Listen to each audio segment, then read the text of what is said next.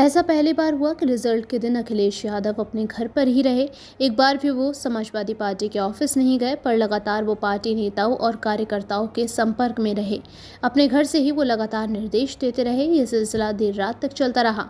फारुखाबाद में समाजवादी पार्टी करीब 2000 वोटों से हार गई। पार्टी के कार्यकर्ताओं को लगा बड़ी गड़बड़ की गई है। अखिलेश ने ही सबको शांत करवाया। करीब 32 साल पुरानी समाजवादी पार्टी का लोकसभा चुनाव में इस बार सबसे बेहतर प्रदर्शन रहा। अखिलेश यादव के नेतृत्व में पार्टी ने 38 सीटें जीत ली। साल 2004 के चुनाव में समाजवादी पार्टी को 35 सीटें मिली थी। तब मुलायम सिंह यादव पार्टी के कर्ता धर्ता थे। लगातार 4 चुनावों में हार के बाद अखिलेश यादव के नेतृत्व पर सवाल उठने लगे थे, पर इस बार के लोकसभा चुनाव में वही Akhilesh Yadav man of the match रहे। अकेले अपने दम पर उन्होंने बीजेपी को बहुमत के आंकड़े तक पहुंचने से रोक दिया। इस बार के चुनाव के लिए अखिलेश यादव का फॉर्मूला रहा पीडीए। करीब 7 महीने पहले उन्होंने इसकी घोषणा की थी। पिछड़े, दलित और अल्पसंख्यक को एक साथ लेकर चुनाव में उतरने की योजना बनी थी। अखिलेश को लगा कि अल्पसंख्यक के नाम पर बीजेपी मुसलमानों की आड़ में सांप्रदायिक ध्रुवीकरण कर सकती है। फिर उन्होंने पीडीए के ए को कभी अगड़ा बताया तो कभी उन्होंने आधी आबादी यानी कि महिलाएं बताया, और इसी फॉर्मूले पर अखिलेश यादव ने टिकट बांटे। इस बार एमवाई वाले सालों पुराने सामाजिक समीकरण की चित्तलांजलि दी गई। मुस्लिम और यादव तो हर हाल में समाजवादी पार्टी के साथ रहेंगे। इस सोच के आधार पर अखिलेश यादव ने इस बार के चुनाव में अपनी रणनीति बदली।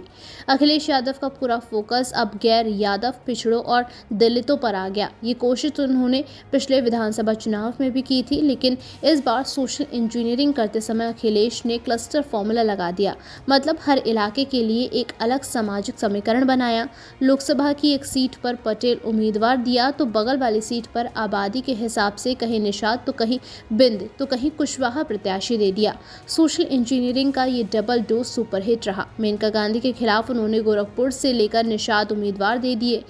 राम भुआल निषाद ने सुल्तानपुर में मेनका गांधी को हरा दिया, और इसी तरह के कई प्रयोग अखिलेश यादव ने इस बार किए। फैजाबाद लोकसभा सीट सुरक्षित नहीं है, लेकिन यहां उन्होंने एक दलित नेता अवधेश पासी को टिकट दे दिया। अयोध्या भी फैजाबाद लोकसभा सीट में है। राम मंदिर की प्राण प्रतिष्ठा को बीजेपी ने बड़ा चुनावी मुद्दा बनाया था, लेकिन फैजाबाद में कुछ और ही नारे लग रहे थे। ना अयोध्या ना काशी, इस बार अवधेश पासी। समाजवादी पार्टी के उम्मीदवार अवधेश प्रसाद पासी बिरादरी के हैं। फैजाबाद के बगल वाली अंबेडकर नगर सीट पर कुर्मी और सुल्तानपुर में निषाद कैंडिडेट था। पिछड़े, अति पिछड़े और दलित समाज के साथ मुसलमान और यादव समाज के लोगों ने फैजाबाद से अवधेश प्रसाद की जीत पक्की कर डाली। बीजेपी ने सामाजिक समीकरण का विस्तार करने के लिए यूपी में 4 पार्टियों के साथ गठबंधन किया है। जाट वोट के लिए आरएलडी, निषाद वोट के लिए निषाद पार्टी, राजभर वोट के लिए सुलहदेव भारतीय समाज पार्टी और पटेल कुर्मी वोट के लिए अपना दल।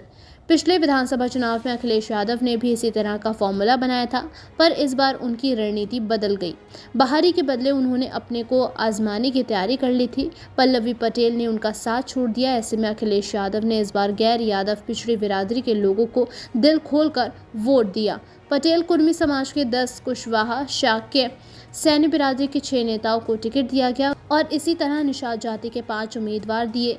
दलितों में उन्होंने पासी बिरादरी के 7 और जाट समाज के 6 नेताओं को टिकट दिया। मायावती जाटव बिरादरी से हैं। यूपी के 11% जाटव पिछले कई सालों से मायावती को वोट करते रहे हैं, पर अखिलेश यादव ने इस बार इन पर दांव लगाया और वो इसमें कामयाब रहे।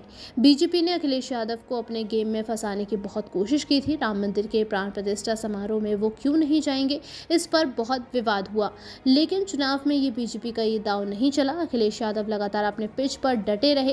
अखिलेश यादव बेरोजगारी, महंगाई, पेपर लीक के मुद्दे उठाते रहे। आटे के साथ डेटा मुफ्त देने का वादा करते रहे।